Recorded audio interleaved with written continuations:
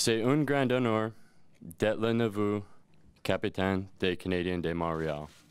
After 444 days without an official leader, the Montreal Canadiens announced Friday that Max Pacioretty will be the team's 29th captain. Pacioretty says he's ready for the responsibility that comes with wearing the C for one of the most storied franchises in sports history. What's the feeling when you're looking at your jersey and you can see the C on it? I don't want to look down because I might get too emotional. I played with two captains here, Saku Koivu and Brian Giunta, and they both have played huge influences on my career.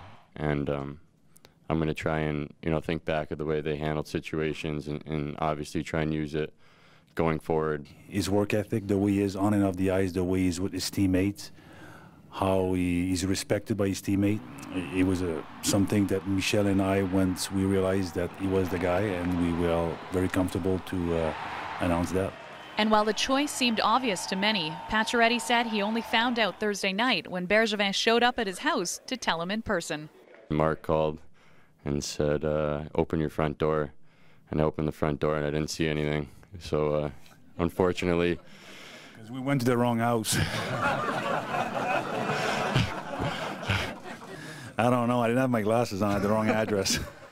The decision was put to a vote by the players, something that hadn't happened since Saku Koivu was elected by his teammates back in 1999. And while PK Subban was also a front-runner for the captaincy this season, he says he respects the decision. I think it's important to have a leader. In our case, we had many leaders in this dressing room, and I think it's the right choice. He deserves it. I'm happy for him to be in that situation, and he's going to embrace it, and he should. Elise Béliveau, the wife of the late Jean Béliveau, has made it known that she thought Pacioretty would best represent this club heading into the future.